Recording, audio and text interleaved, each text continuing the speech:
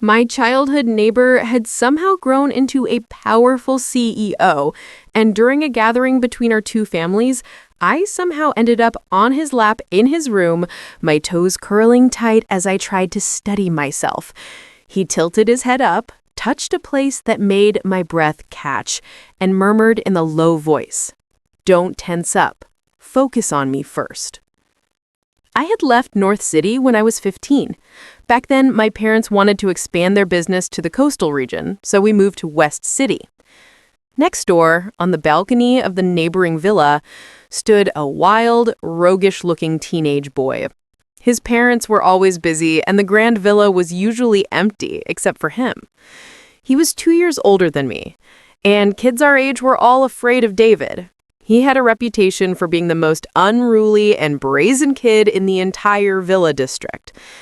But as his neighbor, I noticed something different. When it came to me, he wasn't as cold. His tone would soften, just a little. At the time, I was developing faster than my peers. Because of that, the other boys and girls in the neighborhood often isolated me. Filthy, nasty comments would slice through the air every time I passed by. I was quiet by nature, always walking home with my head down, pretending not to care, clutching my backpack straps, and enduring everything until I got home. But whenever I happened to run into someone familiar on the way, I'd grip my bag tighter, my eyes burning. If tears slipped out without warning, I'd quickly wipe them away, unwilling to let anyone see. David would stand outside his house with a basketball in his hand, his dark eyes silently watching me, never exposing my fragility. The next day, rumors spread that some of the arrogant rich kids in the Villa District had been cornered and beaten up by someone. No one knew what really happened. But when I heard the news, I was so happy I ate 2 extra bowls of rice that night. That evening, I carefully carried a birthday cake to David's doorstep. When the door opened, only one light was on in the huge, quiet house. Loneliness seeped through the empty space. It was David's birthday, yet his parents were still somewhere working. He stood in the doorway, subtly blocking my view inside. His eye and nose were bruised, wounds that stood out starkly against his handsome face. Uncomfortable, he asked, "What's up?" I looked up at him, hesitating. "David? Brother? Gage! My mom said today's your birthday, so I tried making a cake. I brought it over." My voice grew softer and softer. David lowered his gaze and looked at me quietly. He didn't say anything, but something in his eyes stirred. It was my first time baking, and the cake didn't look good at all. Heat crawled up my neck, embarrassment tightening my chest. Maybe I overstepped. Maybe he wouldn't want such an ugly cake. I started to pull it back. That's when David spoke softly, "Thank you." When he made his wish, the flickering candlelight danced across his striking face. He looked straight into my eyes and asked, "Next year, will I still get to eat your cake?" His usually cool voice carried an unfamiliar seriousness. I froze for a moment, then blurted out without thinking, "Of course! If you like it, I'll make you one every year on your birthday." He didn't reply, but his hand, hidden at his side, curled into a tight fist. I never imagined we'd be separated so soon. As our luggage was loaded into the car, David stood on his balcony, watching quietly. When our eyes met, guilt pricked my chest. Should I say goodbye? I bit my lip. In the end, I lifted my hand and whispered so soft it barely made a sound. "David, brother, I'm leaving." His hand rested on the balcony railing. He seemed to hear me. He looked up, a sarcastic smile brushing his lips. His handsome face was emotionless, his voice faint and detached, but his eyes, those eyes were dark, almost frightening. Goodbye, I thought. If our family hadn't gone bankrupt, maybe I would never have returned to North City. I always hated the heat, and North City summers were worse than anywhere else. But my father had been swindled by someone he trusted and lost a huge sum. To fill the financial hole, our company was taken over and all our properties in West City were sold. Left with no choice, my parents brought me back to North City, hoping to start over. 7 years had passed. The old villa neighborhood looked the same, but most of the residents had moved to the newer luxury district. In those 7 years, everyone's families had grown and risen. The one that had risen the most was, of course, Lee Corp, the company we once could only look up to before our downfall. Walking past the villa next door, we saw lights still on upstairs. My mom asked in surprise, "There are still people living next door? I thought the Lees never sold their property here." My dad's eyes lit up. "Later, I'll bring over some specialty goods we brought from West City. If Lee Corp still remembers the friendship between our families, it might make starting over here easier." That night at dinner, my father came home visibly excited. While washing his hands, he couldn't wait to share. "I knocked on their door. Guess what? Someone's really still there. That boy, David, still lives there. No wonder he's the one Lee Corp groomed. Just in his 20s, but the aura that kid has, it's intimidating even for me." My mom looked anxious. "What do you think? Do we still have a shot at reconnecting? With their status now, I bet tons of people are trying to cozy up to them." Dad's eyes gleamed. "I think we do. I mentioned the idea of staying in touch. David's tune was cool, but he accepted the gift." Mom smiled relieved. "That's great. I remember Melina used to cling to that boy when they were little. He never looked anyone in the eye, but he had a bit of patience for our Melina. Didn't both our families joke about arranging a childhood engagement back then?" Dad turned to me seriously. "Exactly. Melina, you should interact with David more these days. That childhood bond probably still means something. Later, try bringing up our situation to him." Hearing my name, my whole body froze. David, the boy from my memories, was now the most talked about golden boy in our social circle.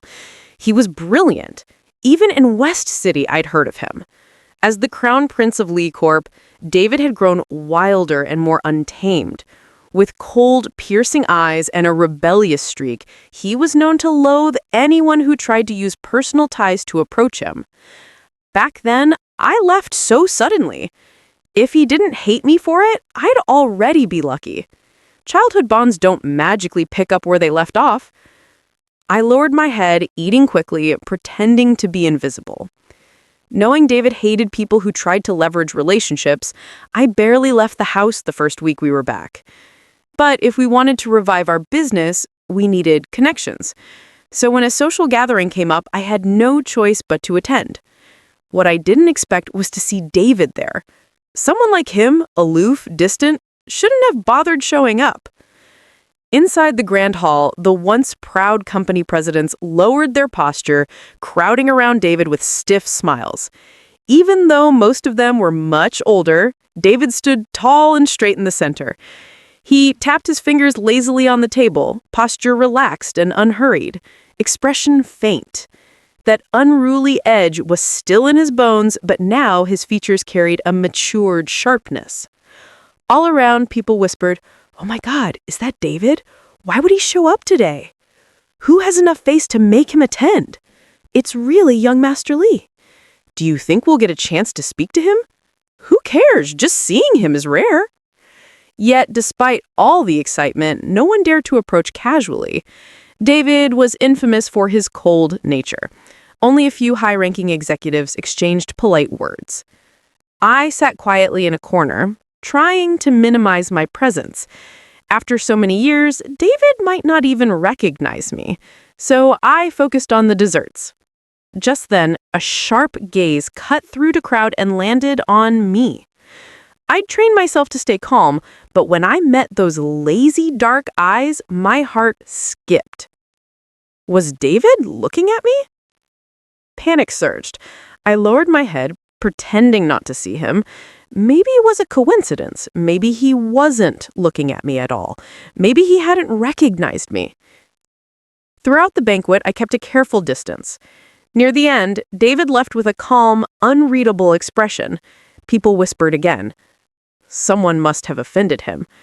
Because David left early, the banquet ended soon after. Outside the hall, I slipped off my heels and walked slowly, my ankles red and sore. Under the dim streetlight, a tall figure stopped me. David. Broad shoulders, narrow-waisted, impossibly lean, he leaned against his sports car in that familiar lazy posture, a cigarette between his fingers, casually flicking a silver lighter. When he saw me, he calmly put out the cigarette and looked straight at my bare feet. I had no choice but to stop in front of him.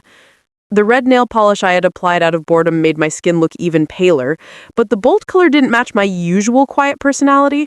Flustered, I rushed to slip my heels back on. Only then did David finally lift his gaze to mine. Our eyes met head on. He raised his brows slightly, his voice steady and deep. "It's been a while, Melina." Instinctively, I straightened up. God, why was I still afraid of him? I bit my lip, trying to find something to break the awkward tension, but David let out a soft chuckle, his tone light and teasing. His dark eyes reflected my face as he murmured, "You used to cling to me like crazy. Now you're pretending you don't even know me." Heat crept up my neck. I clenched my palms.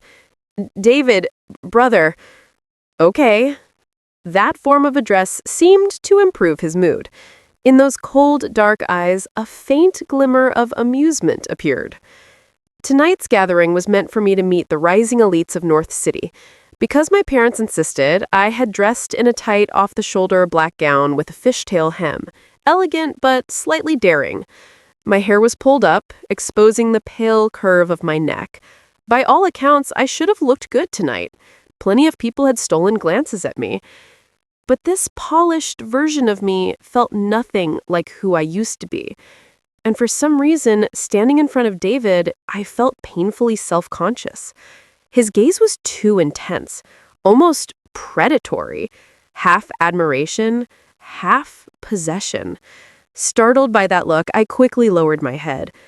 David had become so well known in North City that even though I stayed home most days, I couldn't escape hearing about him.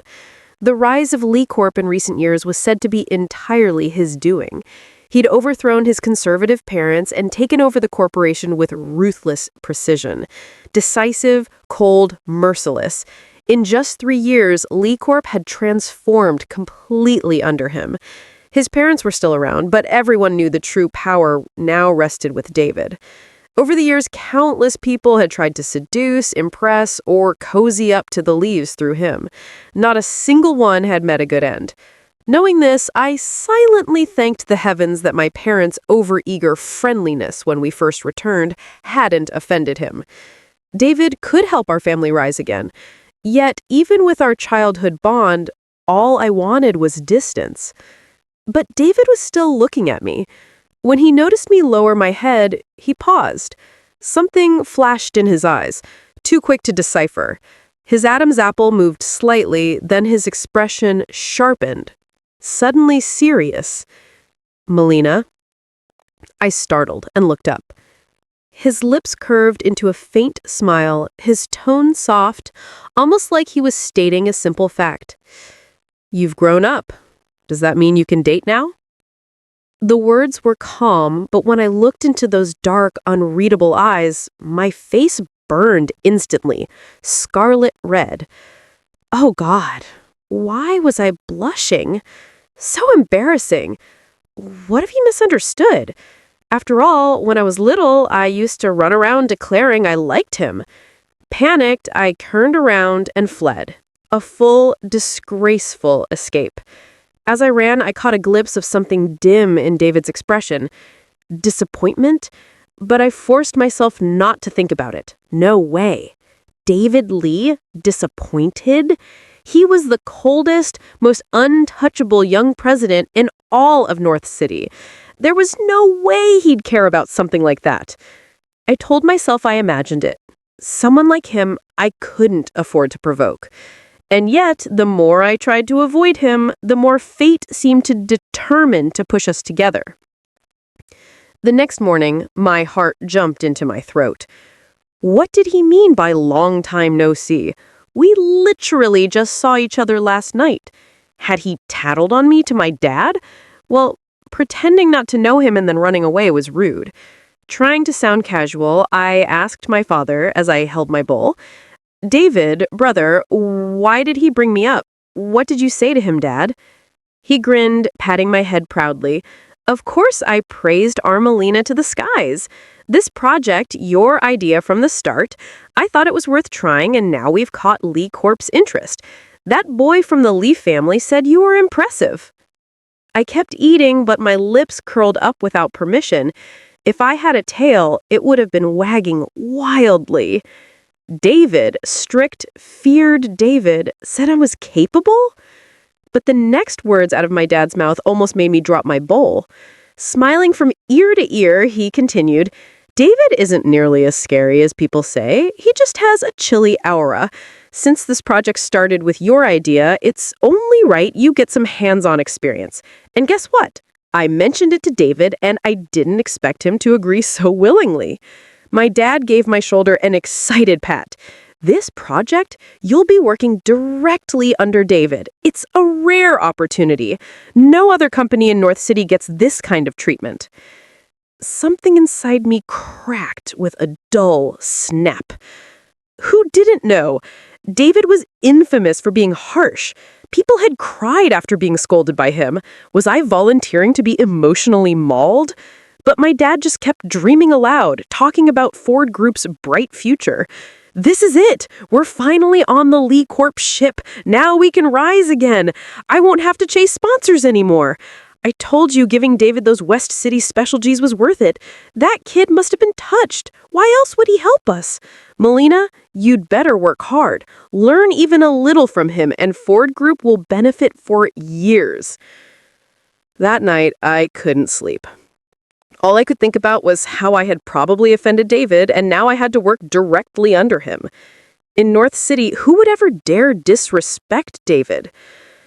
I regretted everything so badly. If only I had greeted him properly that day, maybe I wouldn't be stuck in this mess. When I was little, I clung to David constantly. I'd never seen anyone more handsome. I called him Gage and followed him everywhere, asking endless questions. Eventually, he stopped pushing me away and started tolerating me. But I always knew I was a bother. He didn't like people getting too close. Back then, he wasn't yet the strong, composed man he is now. His eyes were blank, holding a silent hostility toward the world. But I was too young to understand, too naive to realize he was hurting. I overheard neighborhood kids calling him crazy dog, mean, violent, uncontrollable. I cried when I heard it because I'd seen the struggle in David's eyes, how he longed for love but feared it at the same time. Whenever he saw me cry, he'd sigh softly as if it hurt him too. Something unspoken would flicker in those dark eyes. Then he'd crouch down and gently murmur, "Don't cry for someone like me. I'm not worth it." And he'd wipe away my tears with quiet care. From then on, I tried everything to be kind to him. Slowly, he began to accept the world, accept me. But right after I promised I'd stay by his side, I left North City. That year, he stood on the balcony watching me go. His eyes turned cold again, just like before, as if saying, "See, everyone leaves eventually." His gaze was so dark, so frightening. When he saw fear flicker in my eyes, a flash of regret, almost panic crossed his face. He wanted to say something, but I was too scared. I didn't say goodbye properly. I just left. We could have stayed in touch, but neither of us made the first move. David's pride wouldn't allow him to ask me to stay. And now that I've returned, I'm no longer that 12-year-old girl. I understand far more than before. My family has fallen. David has risen to a height only others can look up to. 7 years have passed. David hates people who try to use old ties. If we hadn't gone bankrupt, maybe I could have greeted him freely. But now I don't even have the face to look at him. Every step closer feels like I'm trying to use him. I don't understand my own awkwardness, my guilt, my shame. I behaved poorly, yet David was still willing to help Ford Group. Did Lee Corp truly see potential in our little project? Or was David really touched by my dad's gift? I couldn't figure it out. I tossed and turned in bed, wide awake. Just as my thoughts spiraled out of control, my phone rang, slicing through the quiet room. An unknown number flashed on the screen. Hello? Who is this? It's me, David. I froze. How did he even get my number? Well, Lee Corp practically had North City in its palm. I completely ignored the possibility that my dad gave it to him. Trying to steady myself, I answered stiffly, David, Gage, what is it? His cool voice came through the speaker. Melina, the first thing you did when you came back to North City was hide from me. I stilled again. I didn't expect him to say it so bluntly. I wasn't, I mumbled. On the other end, I heard the soft click of a lighter. He was lighting another cigarette. Then David spoke again, voice low, calm, unwavering.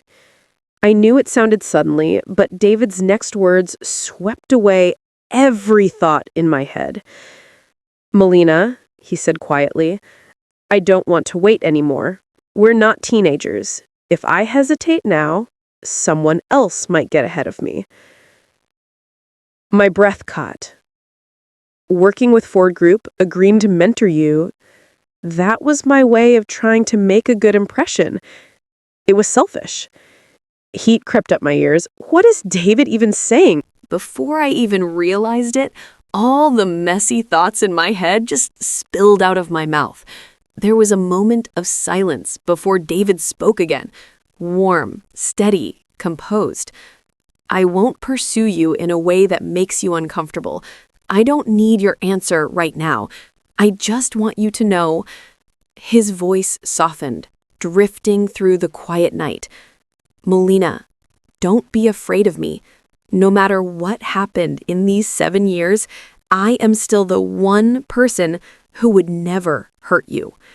The night wind carried his words straight into my chest. Anything you need, just ask. I'll help you. Don't hesitate. I didn't respond. My heartbeat was too loud in the stillness. I kept trying to remind myself, anyone would feel moved if someone like David confessed, right? Then his voice dipped lower. Should I come down? I'm right next door. I froze. Our villas were side by side. From my window, I could see straight into David's room. I ran to my balcony, and there he was, the tall silhouette standing under the soft glow of his balcony light. He seemed close enough to touch, yet he had still chosen to call instead of knocking on my door. He must have just showered. His robe clung lightly to his waist, the fabric almost sheer under the warm light.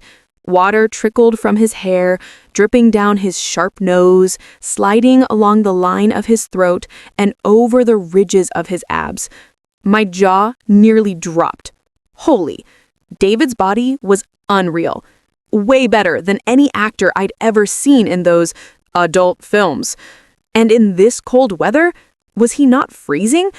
Or was it just my imagination that the robe at his chest seemed to loosen more, as if he was letting me look? I swallowed, unable to tear my eyes away. David let out a low chuckle, smooth and temptingly soft. "Wanna come down? I can come over." My stupid mouth almost said yes before my sanity yanked it back. No, I stammered, forcing a smile. Better not. It's late. If we meet now, I might lose control and touch you. David stared straight at me, expression unreadable. Then his ears turned red, and he spoke like he was making some monumental decision. "You can touch me." I choked on air. Was this really David? David Lee? The cold, untouchable president who ruled North City without blinking? I pressed my lips together. Even if you let me, I still can't. I'm not that kind of woman.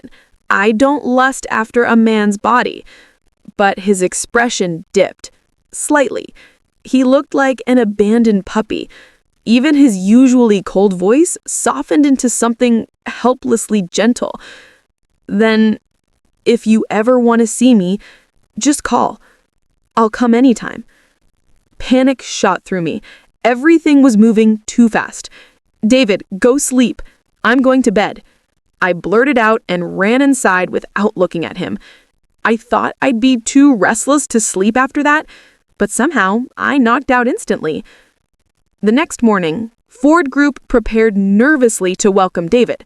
In reality, only a handful of loyal employees remained.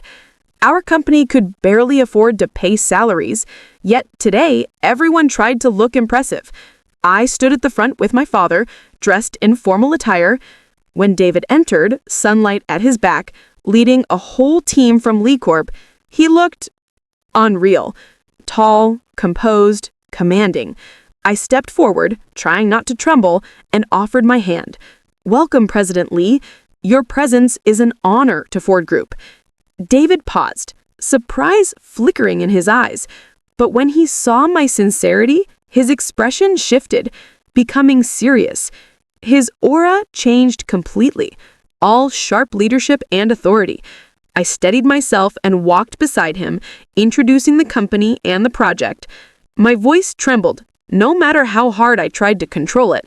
After all, the team from Lee Corp, elite, sharp, intimidating, trailed behind us. This collaboration was Ford Group's only lifeline. If this failed, we were done. Still, no one from Lee Corp looked down on me. They offered guidance, encouragement. Maybe because David listened with complete focus. If the boss respected a project, the entire team followed. When I finally finished presenting, David was the first to clap. He met my eyes directly. Very impressive.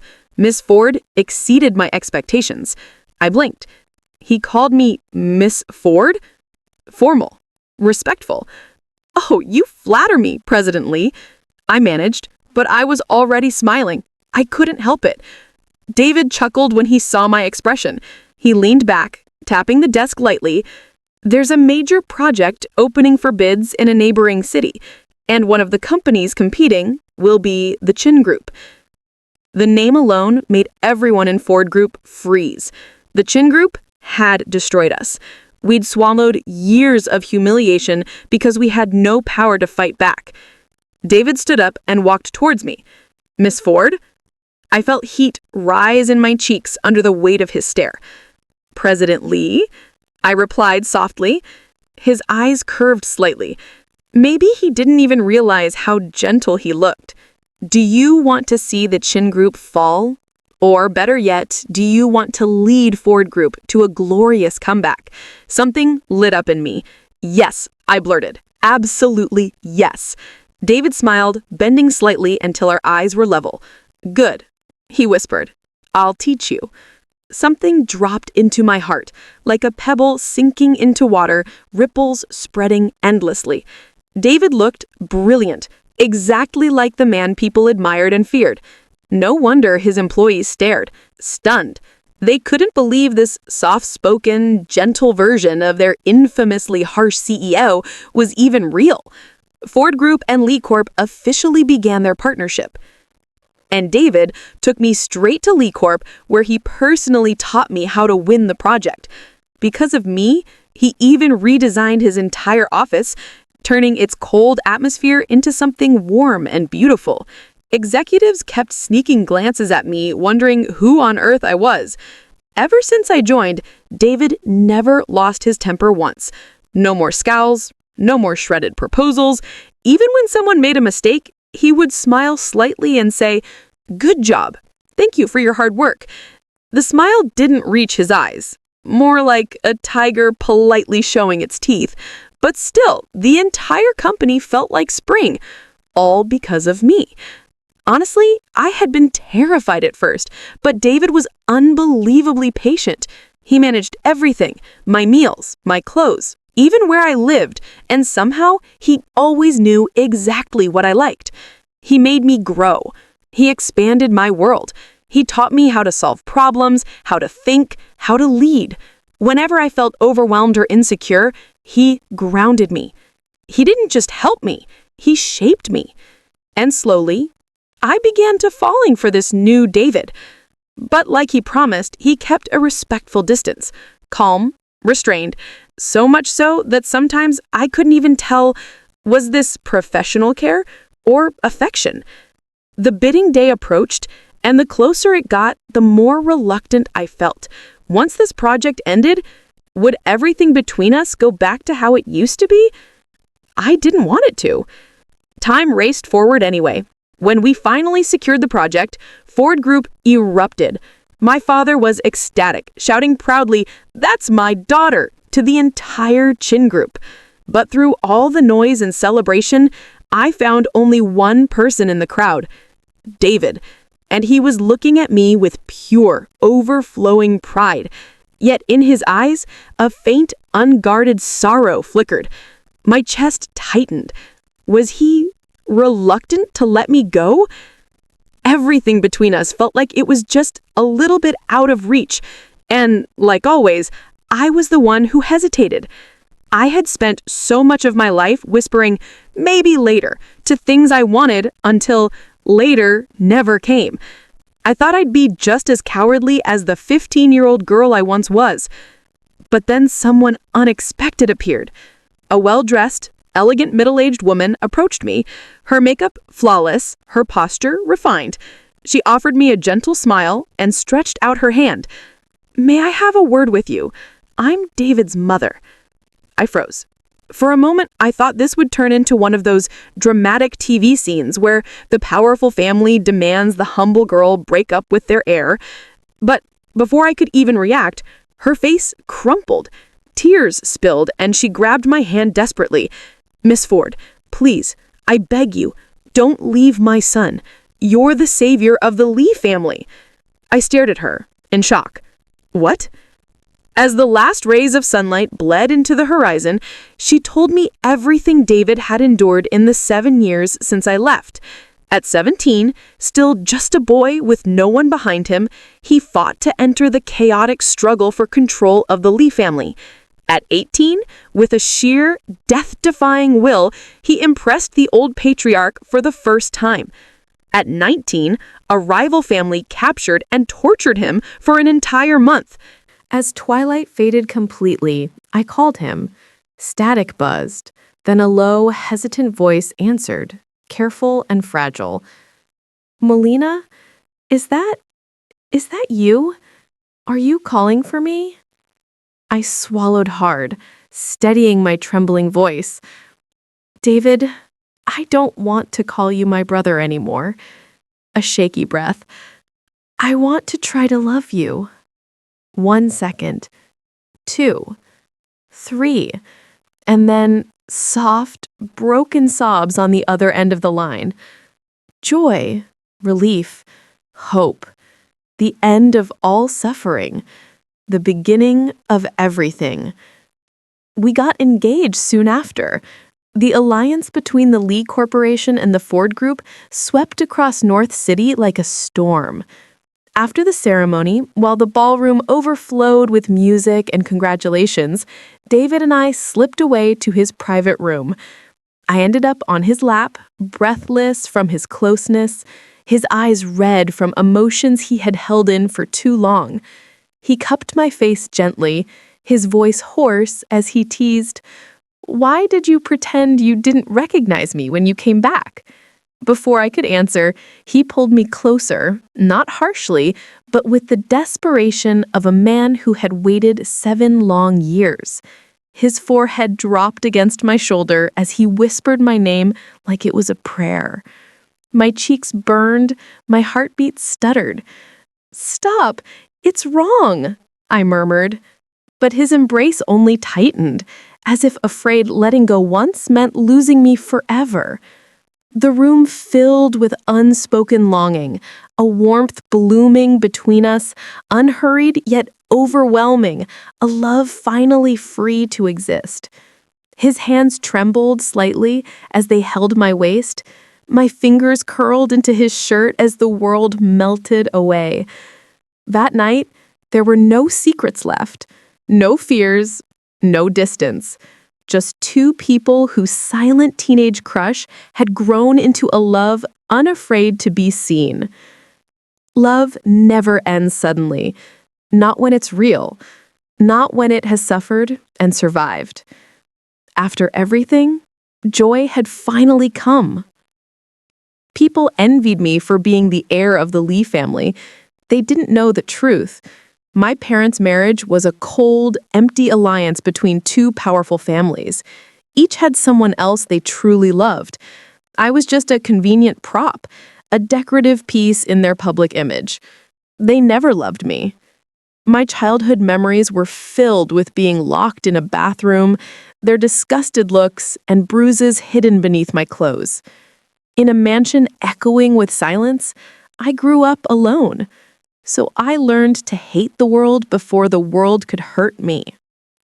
Until I turned 14, the year Melina appeared. Her hair tied in a bun, a tiny backpack bouncing on her shoulders as she walked while reciting vocabulary words. Fair-skinned, bright-eyed, smiling like a kitten with crescent moon eyes. Her family had just moved next door. Their house was bright, warm, alive. Even with my curtains closed, their light still leaked into my room. I hated how much I wanted that warmth. I never thought she'd approach me.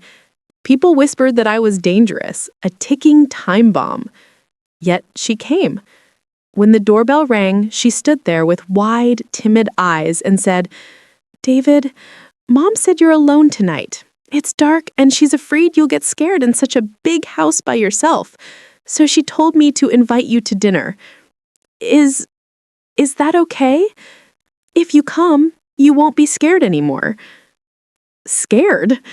I had spent my entire life alone. What was there to fear? But then, her small, warm hand wrapped around mine. For the first time, something gentle touched my world of shadows. I should have refused. Instead, I nodded. Her parents welcomed me, too welcoming. I could read their intentions instantly. They wanted connections to the Lee family. But they miscalculated. My parents never loved me. They wouldn't help anyone, least of all through me. I should have left. But every time I looked at Melina, I stayed. I learned everything about her likes, dislikes, habits, moods. She stayed by my side for 3 whole years. And then that dangerous thought grew. I want her to be mine. But how could someone like me deserve someone like her? When she said I looked scary when I didn't smile, I practiced smiling. When she said my voice was cold, I softened it when I spoke to her. I never hoped for more. I just treasured every moment she chose to stand by my side. Until one day, the day that ruined me forever. My birthday. The day even I had forgotten. I had just beaten up boys who bullied her and was tending to my own wounds when she burst into my room, cheeks dusted with flour, holding a freshly made cake. "David," she exclaimed, "quick, close your eyes and make a wish. If you're sincere, heaven will hear you." My fingers trembled. If I was sincere, would heaven really listen? I made the simplest wish. "Next year, will I get to eat your cake again?" She smiled, bright as sunlight. "Of course! If David wants cake, I'll make it." That day, I was sincere, but I didn't close my eyes. So heaven didn't hear my prayer. Everything fell apart soon after. 3 years of lies collapsing, the Ford Group gaining nothing from the Lee family, my parents never once acknowledging me, her family preparing to move to West City. I hated myself for being powerless. If only I had real influence, if only I could control Lee Corp, maybe then she wouldn't have to leave. She was the first warmth I had ever known. How could I go back to the cold? I spent the next 7 birthdays alone. Each year, I lit a candle. Each year, I prayed the same prayer. God, please let me meet Melina again. She was my light, my only warmth in a world that had always been frozen. I lost her once because I wasn't strong enough. Now that I finally hold power in my hands, I won't let go again. This time, no one will take Melina from me.